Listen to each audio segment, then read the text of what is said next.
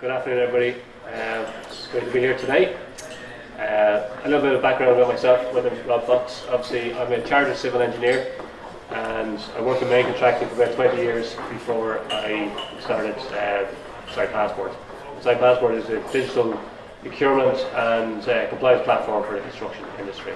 But I want to talk as much specifically as I can about blockchain and why I think it's relevant to construction. Some of you may know a little bit about blockchain, but I'm going to just cover a little bit about it anyway. I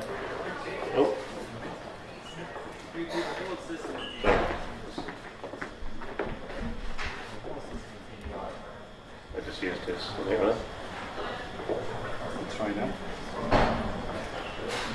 Yeah, great. Okay, so I suppose the whole premise of blockchain is built around this concept of decentralization. And I suppose I was looking for different definitions of decentralization, nice cool images, but couldn't really find anything, so I had to go up make up my own words. And I suppose decentralization, it's a process of moving away from centralized authorities and centralized systems. And centralized systems typically convey too much power to too few people or too few organisations. There's other risks around that in relation to security and things, but it's not a great system. I suppose decentralization offers a revolutionary opportunity to build new, fairer and more transparent ways of organised society and of doing business.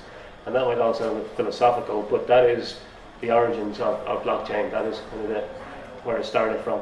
And I suppose, these are some of the companies that we would be familiar with are those big centralised bodies. And, during the financial crisis, we saw how too many banks had too much control, and when they went down, too many people went down with them. But the new age, huge organisations and corporations, such as Google and Facebook and Amazon, even though they'd argue they're not, they're very much centralised corporations as well. But really what they are is they're middlemen, and the purpose of decentralisation of blockchain is actually to disintermediate all of these middlemen. So for instance, Uber, as you all know, is a car riding platform. I mean, really, yeah, they have a great technology, but really what they're just a middleman between the driver and the passenger. And I suppose blockchain's premise will be, why do you need Uber? Can you take a huge portion of the value out of the transaction? Do you really need them? And I suppose, as I say, it's all about disintermediation. This is just a book about disintermediation, but it is all about taking out the middleman. So again, a lot of you guys probably know this, but obviously the first blockchain application was Bitcoin, and that was created by a person called Satoshi Nakamoto, who may have been a man or a woman or a group of people or a group of women, we don't know. But the Satoshi Nakamoto and that whole group of people come out of the crypto anarchist kind of mind frame of following the big crash, financial crash, that there must be a better way of doing business and transferring money and managing money and value than the current system, which is so flawed. There's a little bit about blockchain technology. Again, not trying to get too much detail, but really it's a distributed ledger.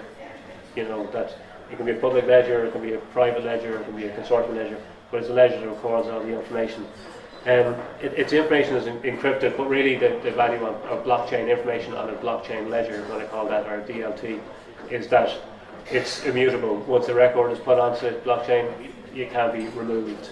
That might sound funny in the GDPR world where you're meant to be able to delete stuff, but the idea of being able to put information in a place that it's just basically there forever, and you can go back to it if you want to prove that something was true at a point in time. And it's decentralized, so again, takes out this centralized authority, and it's bigger than Bitcoin and all these other cryptocurrencies.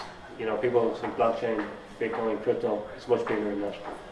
And I suppose the idea is that it can be used, blockchains allow interactions to happen amongst lots of people. The information is encrypted, and it's actually from a GDPR point of view, blockchain is actually quite helpful when it comes to managing privacy and managing data, the whole idea of self-sovereign identity. So I suppose that's all. Blockchain can be a bit heavy and people understand it, but my, simple view of blockchain in respect of what we're trying to do is that blockchains can provide a single source of truth that multiple people can trust.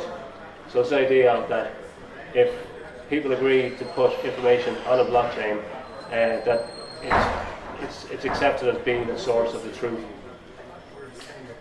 And I suppose just a little bit outside Passport, our goal is to build data-driven solutions that promote transparency, trust and confidence in the construction sector. And again, transparency and trust are sort of pillars of the whole blockchain aspect. This is just a couple of screenshots of our platform. I'm not going to go through a lot of detail because, but I suppose we deal in data. Everybody's dealing in data these days, but we help mainly the supply chain, subcontractors and suppliers to gather all their information in a structured way that they can present it from a digital marketing point of view, they can use for compliance, they can use for procurement, they can use for any way they want. But the key thing about it is making it look engaging and all that good stuff, but it's about structuring it so that ultimately more things can be done in time with all that good information. So you can see here, for instance, we build a lot around the idea of credentials, and this is a company that has a lot of credentials, some have more, some have less. But for instance, a simple credential in the construction industry is an insurance certificate. And at the moment, on our platform you can drill in, you can see the insurance certificate, there it is. But if you want to actually check with that insurance certificate real or genuine, what do? You lift the phone, you ring the broker that's name is on you don't know who you're ringing, you say, can you tell me if this, blah blah blah, and they say yes it is. Most of the time maybe that's good enough, but it's not very reliable, it's certainly not very efficient. So, based on the fact that the credentials form a huge part of our business, a few years ago we thought we have to find a better way of proving credentials, through the hundreds and thousands of credentials that exist in the construction industry. So, in 2017 we did some work with CitA. CitA is the Centre for Applied Analytics and Research. They're based across UCD and DIT. So in 2017 we got a technical feasibility study grant from Enterprise Ireland, and we worked with DIT to explore whether blockchain was a good solution for this. Because everybody wants to, as I say, hang a blockchain and everything. Everybody wants to use blockchain. So this was put in through the paces. Is blockchain really a suitable solution? And the conclusion we came to was that it was a good solution for this problem. We now work with CitA and UCD early this year, and they were developing what they call a blockchain and smart contracts demonstrator. And we worked with them on that. We provided the use case that allowed them to build out a proof of concept in the Hyperledger Fabric. So we work with them on that, and our next step is to license that output to help us develop our first application. So I'm going to give you a little overview of what that application is. Our DApp or DApp, people got different things. It's a decentralized application. So this is the new world of applications built around blockchain technologies. And I suppose our proof of concept and our use case is quite simple. We want to keep it simple because in order for people to engage with blockchain and see the value in it, if you do something very, very complicated, you're kind of going to lose people. So I'm just going to talk through a simple overview of what that is.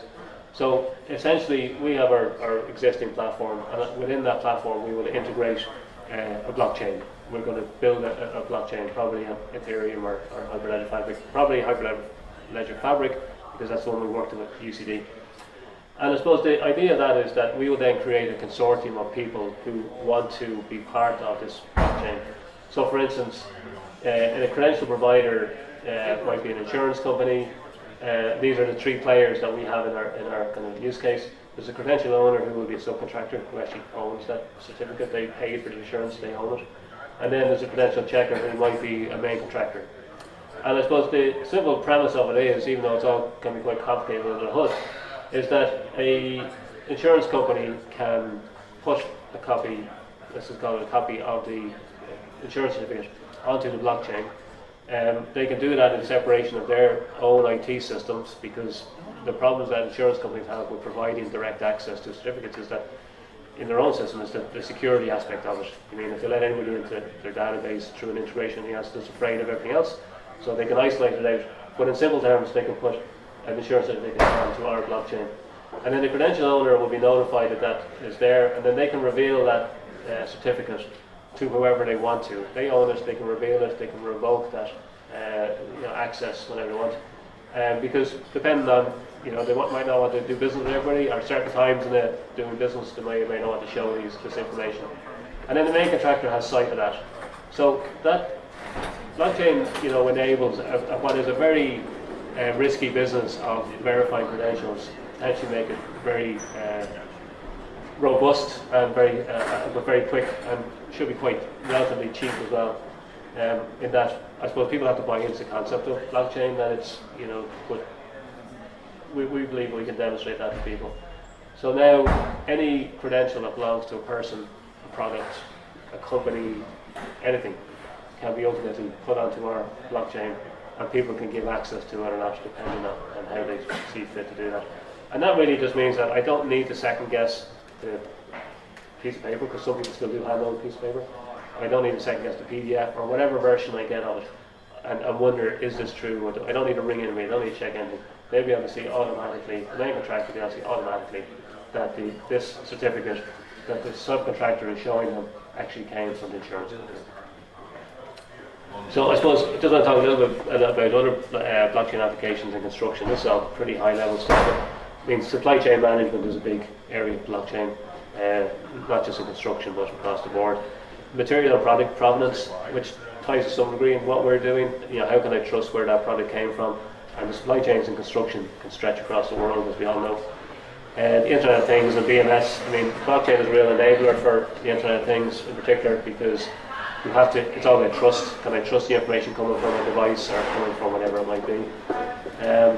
Asset management, similarly. And I suppose BIM, there's a lot of talk about BIM here today, and BIM is a very important part of construction. I think it might be over-talked a little bit, to be honest with you, but it is an important part of it. And if you are interested in how blockchain and BIM collide, Malachy Matthews from DIT, he looked it up, did an excellent paper on that.